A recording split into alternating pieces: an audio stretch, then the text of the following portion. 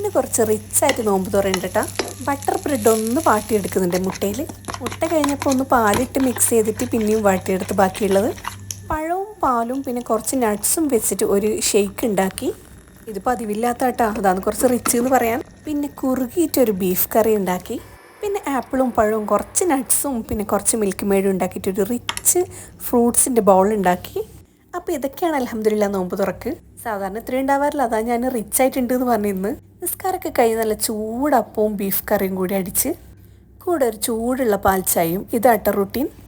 എല്ലാം കഴിഞ്ഞ് കുറച്ച് ലേറ്റായിട്ട് തന്നെ ഒന്ന് നടക്കാൻ ഇറങ്ങിയിട്ടുണ്ട് കേട്ടോ. ഒറ്റക്കാണ് ഇന്നത്തെ നടത്തം. പാതിരായാലും ഫുള്ള് ലൈറ്റ് ആയതുകൊണ്ട് നമുക്കത് ഫീൽ ചെയ്യില്ല രാത്രിയാന്ന്. മൾബറിക്ക് ഇപ്പോൾ ഒരുപാട് ഉണ്ടായിട്ടുണ്ട്. അപ്പോൾ ഇടയ്ക്കിടയ്ക്ക് ഓരോ റൗണ്ട് അടിക്കുമ്പോൾ ഓരോ മൾബറി ഞാൻ പറിച്ചു തിന്നും. നോമ്പ് കഴിഞ്ഞ് എനിക്ക് തോന്നുന്നു പെരുന്നാളിൻ്റെ ഒരു ക്ലീനിങ് കൂടി നടക്കുന്നുണ്ട് അറബി വീട്ടിലെല്ലാം. വേസ്റ്റൊക്കെ ഇതാ ക്ലീൻ ചെയ്തിട്ട് ഡംപ് ചെയ്തിട്ടുണ്ട്. കുട്ടികളുടെ കുറേ സൈക്കിളൊക്കെ ഉണ്ട് അവിടെ. ഞാൻ നോക്കിയില്ല, പെട്ടെന്ന് തന്നെ നടന്ന്. ഗേറ്റിൻ്റെ പുറത്തേക്ക് തള്ളിയേക്കുന്ന ചെടികളും പിന്നെ ഇതാ ഞാൻ ഡെയിലി നോക്കുന്ന മുരിങ്ങയെല്ലാം ട്രിം ചെയ്ത് വെച്ചിട്ടുണ്ട് അവർ. കണ്ടപ്പോൾ സഹിച്ചില്ല, ഇങ്ങനെ കുന്നുപോലെ കൂട്ടി വെച്ചിട്ടുണ്ട്. ഫ്രഷ് ആയിരുന്നു, കുറച്ച് എടുക്കായിരുന്നു ലീഫും അതുപോലെ തന്നെ മുരിങ്ങപ്പൂവെല്ലാം. ഇത് തലേന്ന് ആയതുകൊണ്ട് എല്ലാം ഉണങ്ങിയിട്ടുണ്ട്. നോക്കി നിൽക്കാൻ എനിക്ക് പറ്റിയിട്ടില്ല.